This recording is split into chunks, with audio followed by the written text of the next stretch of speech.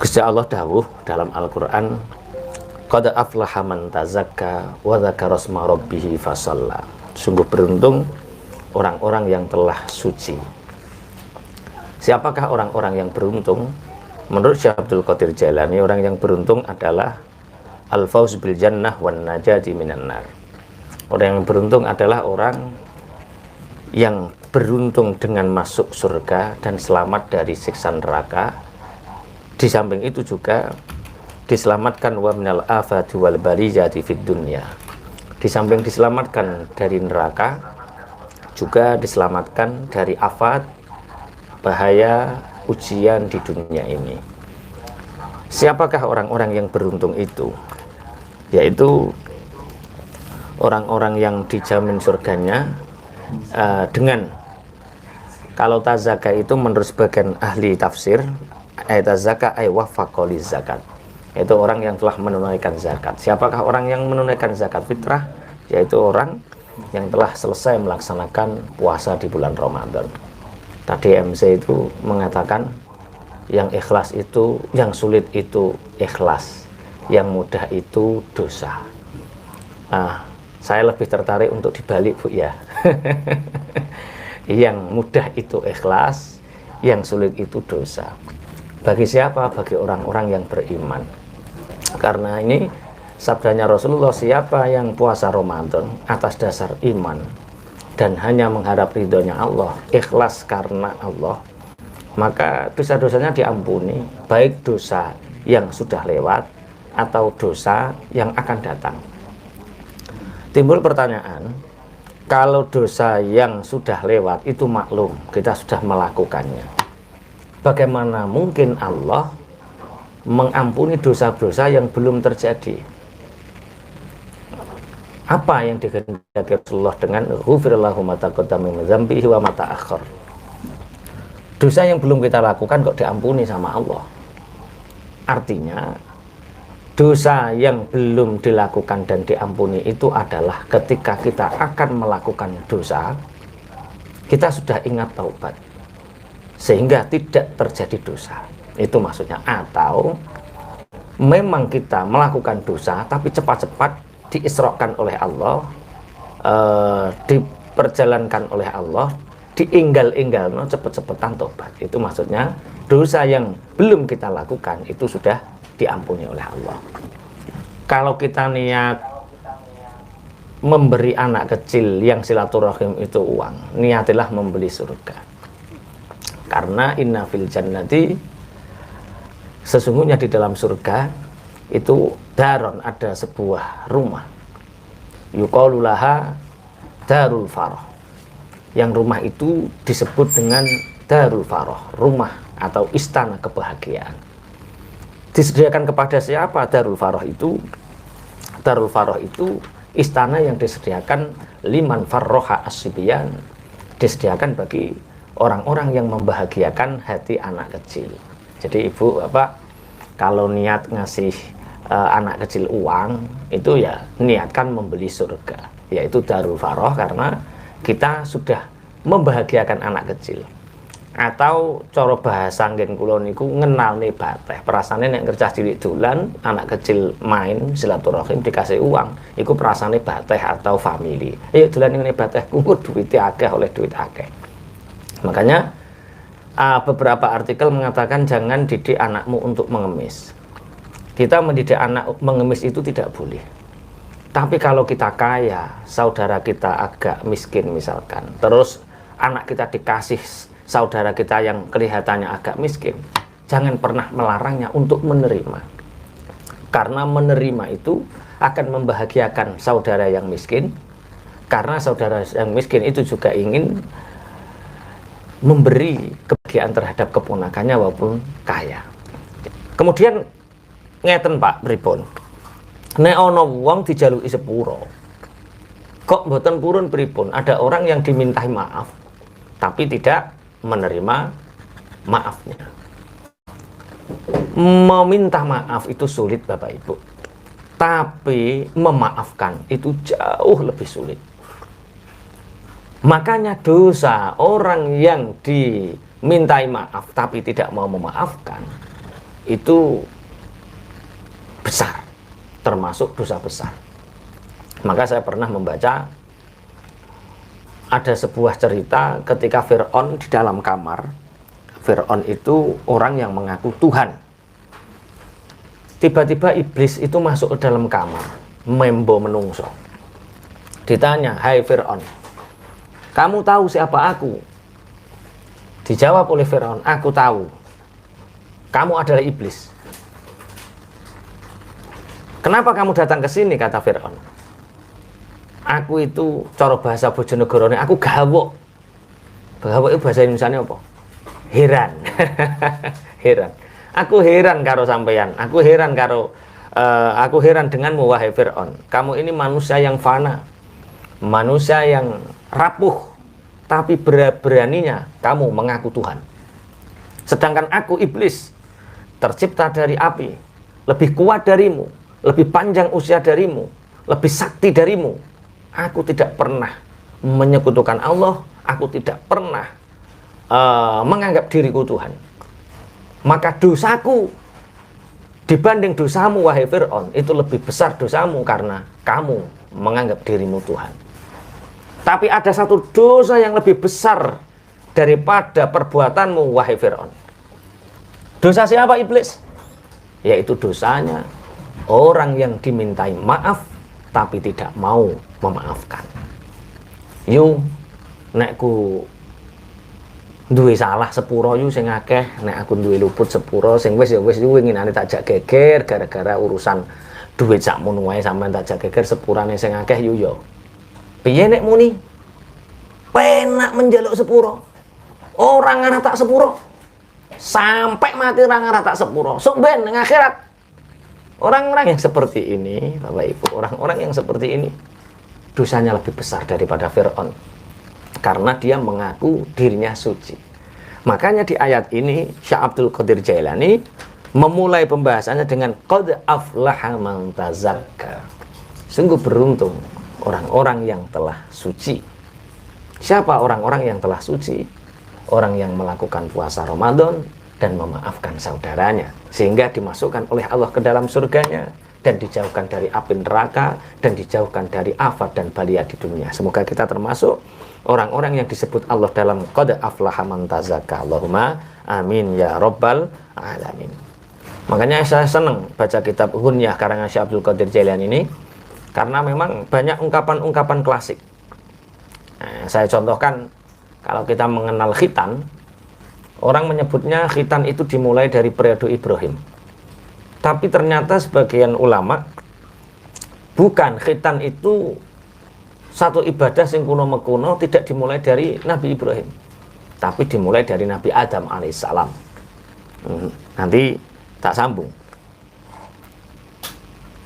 Apakah seperti itu? Ya, kalau kita sudah maklum ya, Nabi Ibrahim umur sekian tahun kemudian dapat perintah untuk khitan. Ternyata khitannya Nabi Ibrahim menurut sebagian ulama juga itu ittiba, ikut terhadap Nabi Adam alaihissalam. Jadi Nabi Adam itu ketika diturunkan oleh Allah dari surga dan berpisah dari Sayyidah Hawa, itu Nabi Adam berdoa kepada Allah, Rabbana zalamna anfusana wa illam taghfir lana wa tarhamna lanakunanna minal khasirin. Tapi dari doa Nabi Adam ini beliau bernazar kepada Allah, ya Allah, nek panjen kula tobat kula jenengan tampi Gusti, kula nazar ngetok sebagian anggota kula. Kalau saya tobatnya engkau terima ya Allah ya Rabb, aku akan memotong sebagian anggota tubuhku untukmu. Kemudian fatalaqa Adamu mir rabbih kalimatin fataba alaih. Kemudian Allah mengirimkan pesan kepada Nabi Adam bahwa tobatnya diterima. Nabi Adam bingung. Aku telah bernazar untuk memotong anggota tubuhku. Apakah tangan? Apakah kaki? Apakah kuping, hidung yang aku potong? Kemudian, sedangkan para nabi dan rasul itu tidak boleh cacat. Irung pesek ora oleh apa neh cacat. Apa neh drijine coklek dipotong, kakinya dipotong, enggak boleh. Akhirnya Allah memberi wahyu kepada Nabi Adam, ada satu anggota yang ketika dipotong itu menjadi sempurna, tidak menjadi naqis, tidak menjadi berkurang. Memotong apa? Ternyata Nabi Adam disuruh memotong ikut. Nah, ikut itu bahasa Indonesianya apa? Pokoknya kuwi lah. Yang tidak Jawa nanti tanya yang Jawa ikut itu apa. Tapi menjadi ibadah sing diarani khitan. Jadi memotong ikut tidak menjadikan kita menjadi nakes, berkurang, cacat, tapi menjadi apa? Sempurna. Nah, hari raya yang pertama ini adalah hari raya bagi kaum yang pertama adalah ahaduha aidu qaumi Ibrahim. Yang pertama adalah hari rayanya kaumnya Nabi Ibrahim. Sebagaimana firman Allah dalam Al-Quran, fanazara nazratan fin nujum faqala inni sakim. Ayat ini turun ketika menceritakan Nabi Ibrahim, wa dzalika anna qaumahu kharaju ila 'idin lahum fanazara nazratan fin nujum faqala inni sakim. Ayat ini menceritakan ketika itu kaumnya Nabi Ibrahim keluar untuk melaksanakan hari raya, pesta bagi mereka. Tapi Nabi Ibrahim fatakhallafa Ibrahim alaihissalam. Tapi Nabi Ibrahim ngeri, dia tidak ikut dengan alasan wa'talla bi'illatin walam yakhruj ma'hum. Dengan alasan Nabi Ibrahim ini mengatakan inni sakim, aku sakit. Li'annahu lam yakun ala dinihim. Kenapa Nabi Ibrahim beralasan sakit, tidak mengikuti hari raya mereka? Karena Nabi Ibrahim ini tidak mengikuti agama mereka.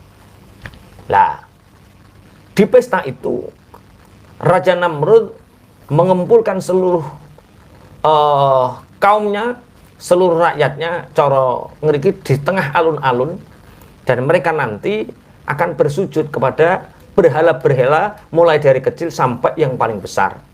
Dan saatnya nanti berhala yang paling besar itu akan dipamerkan di tengah alun-alun.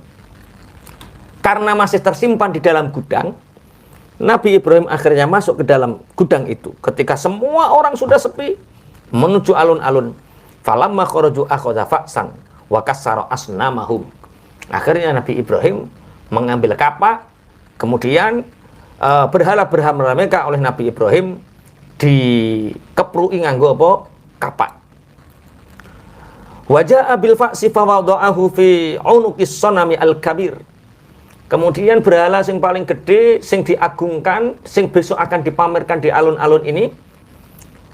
Setelah berhala-berhala yang lain ini dihancurkan, kapak Nabi Ibrahim itu ditaruh di lehernya berhala yang paling besar. Ketika mereka melihat Tuhan-Tuhan kaumnya Raja Namrud ini dihancurkan, yang tinggal sing paling gede. Namrud mengatakan, qala man fa'ala hadza bi alihatina. Siapa yang berbuat terhadap berhala-berhala kita ini, terhadap Tuhan-Tuhan kita ini? Akhirnya cerita selesai. Akhirnya ini anak muda yang bernama siapa? Ibrahim. Anak muda yang bernama Ibrahim. Akhirnya Nabi Ibrahim ini ditangkap, ditanya, dan Nabi Ibrahim mengatakan, bal falahu kabiruhum hadza. Kalau dalam Al-Quran, yang melakukan ini adalah yang paling besar. Kalau dalam ilmu tauhid, karena tak satupun nabi dan rasul berbohong, jempolnya Nabi Ibrahim menunjuk Ibrahim, jari telunjuknya menunjuk berhala. Pemahamannya Nabi Ibrahim yang paling besar adalah dia, yang menghancurkan adalah dia, tapi pemahaman Raja Namrud dan rakyatnya yang melakukan adalah berhala yang paling besar. Bagaimana mungkin berhala bisa menghancurkan? Kenapa? Apa mungkin berhala bisa menghancurkan yang besar, menghancurkan yang kecil, sedangkan dia tidak bermanfaat apa-apa dan tidak bisa melakukan apa-apa? Nabi Ibrahim akhirnya misah. Uffil lakum wa lima ta'buduna min dunillah. Cara kene uffil lakum iku cara kene hancur kabeh ngono piye. Cara misah pokoke misah. Nek cara wong Jawa Tengah kakekane cara. Uffil lakum.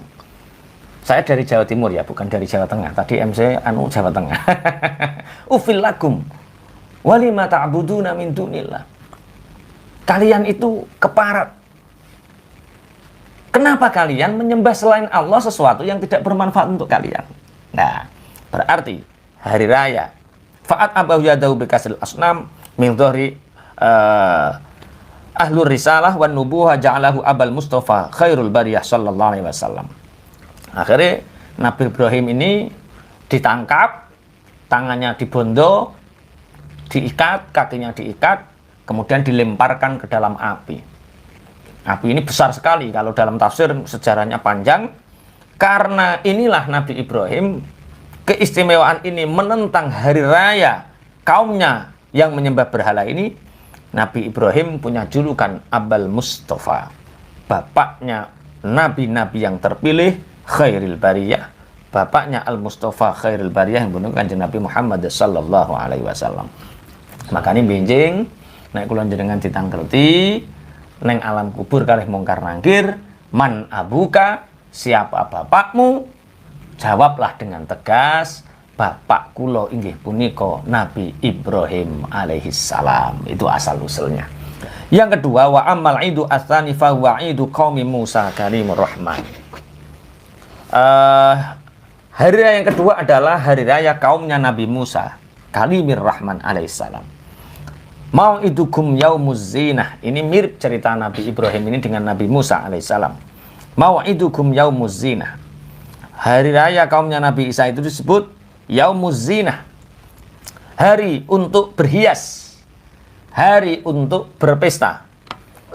Summiya yaumaz zinah li'annahu azza wa jalla zayyana Musa wa qaumahu bi ihlaki aduwihim fir'auna wa qaumah. Kenapa kaumnya Nabi Musa punya hari raya Yaumuz Zinah, hari perhiasan? Karena saat hari raya inilah Allah menghiasi Nabi Musa dan kaumnya dengan mengalahkan musuhnya yang bernama Fir'aun dan kaumnya. Fakharaja ma'a Fir'auna wa qaumahu ithnani wa sab'una sakhiran. Di pesta hari raya itu Fir'aun dan kaumnya membawa 72 tukang sihir. Diadakan pertunjukan-pertunjukan, pagelaran-pagelaran. Di antara yang saat itu masyhur adalah pertunjukan sihir. Ada yang mengatakan jumlahnya 73, ada yang mengatakan jumlahnya 72. Wa ma'ahum sab'umi'ati ason wa hablin. 72 tukang sihir ini membawa 700 teken dan tampar. Tampar itu apa? Bahasa Indonesia tali ya. Membawa 700 teken tongkat-tongkat, ya, tongkat teken. Membawa 700 tongkat dan 700 tali tampar.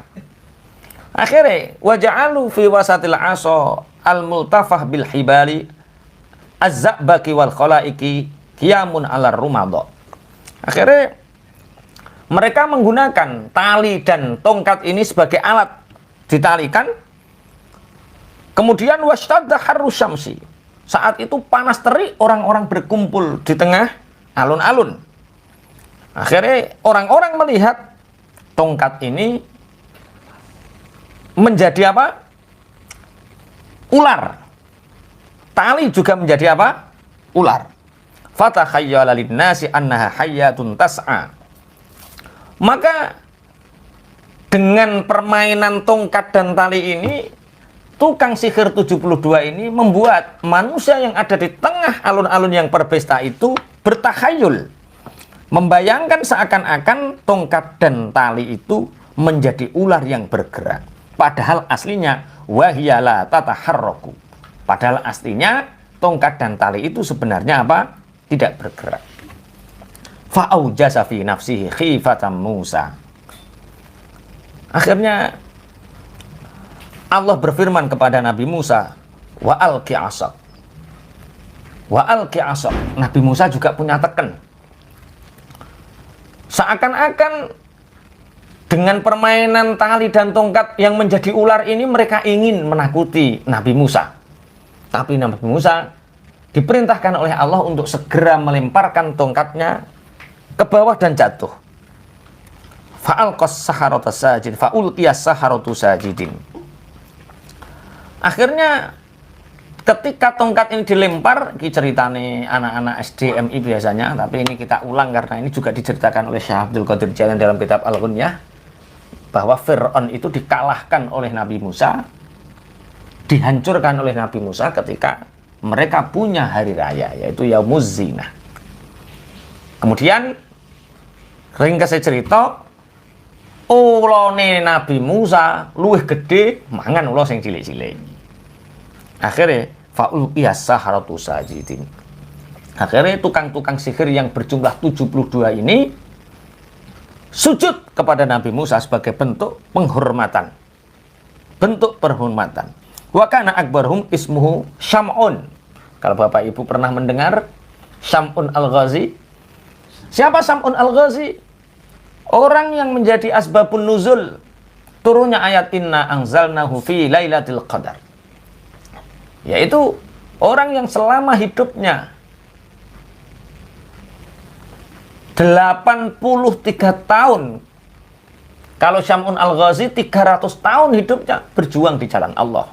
Orang sakti mandraguna saat itulah. Di antara tukang sihir itu, dari salah satu 72 tukang sihir itu, dia adalah Syam'un Al-Ghazi. Syam'un Al-Ghazi. Akhirnya mereka mengatakan amanna bi Rabbi Haruna wa Musa. Mereka bersujud, kemudian mereka mengatakan, aku beriman kepada Nabi Harun dan Nabi Musa, beriman kepada Tuhan Harun dan Tuhan Musa. Kenapa para tukang sihir ini justru beriman kepada Allah dan Nabi Harun dan Musa? Karena tukang sihir ini yang bisa membedakan antara mukjizat dengan sihir. Kalau rakyat biasa mungkin tidak bisa membedakan, tapi mereka bisa membedakannya. Wa amma tsalitsu fa wa'idumu Isa alaihissalam. Hari raya yang ketiga adalah hari raya Nabi Isa dan kaumnya, di mana Nabi Isa pernah berdoa kepada Allah, Allahumma rabbana anzil alaina ma'idatan minas sama'i takunu lana 'idan li awwalina wa akhirina wa ayatan mink warzuqna wa anta khairur raziqin. Ya Allah, ya Tuhan kami, semoga Engkau menurunkan kepada kami ma'idah. Ma'idah itu kiai-kiai sepuh biyen yang maknane rambatan-rambatan. Jaminan. Rambatan itu cara kene ya jaminan. Jaminan itu apa bahasa Indonesianya? Kudapan. Bukan jaminan sertifikat BPKB kok, jaminan sertifikat BPKB. Kudapan. Cara kene ngono ana jajan anu itu ma'idah. Nabi Isa berdoa kepada Allah, ya Allah turunkan kepada kami ma'idah, rambatan, kudapan dari langit, yang dari turunnya makanan dari langit itu takunu lana 'idan, menjadi hari raya di awalina wa akhirina, menjadi hari raya bagi awal orang-orang awal kami dan orang-orang akhir kami, wa ayatam, dan menjadi petunjuk darimu. Wa dzalika annal hawarin qaulun, ketika itu Nabi Isa diikuti orang-orang Hawari. Orang Hawari itu pengikut setia Nabi Isa alaihissalam. Itu mengatakan, ya Isa. Jadi nih, pengikut setia masih banyak menuntut. Hal yastati'u rabbuka ayyutiyaka in sa'altahu ayyunazila alaina ma'idatan minas sama. Hei Isa, kata Hawari. Hawari itu pengikut setia Nabi Isa. Apakah Tuhanmu mampu untuk memberikan kepadamu ketika engkau meminta, yaitu makanan-makanan dari langit? Akhirnya Nabi Isa menjawab, ittaqullaha falatas alhu albala in kuntum mu'minin. Hai Hawari, orang-orang pilihanku, kalian bertakwalah kepada Allah, takutlah kepada Allah. Jangan meminta sesuatu yang menyebabkan bala. Jangan meminta sesuatu yang menyebabkan bala kalau kalian beriman. Fa innaha in uzzilat summa kadzabatum biha uqibtum. Sesungguhnya permintaanmu itu ketika nanti diturunkan, kemudian kalian mendustakannya, maka kalian akan diazab, akan disiksa. Qalu nuridu an na'kula minha wa tatma'inna qulubana wa na'lama an qad sadaqtana wa nakuna 'alaiha minasyahidin.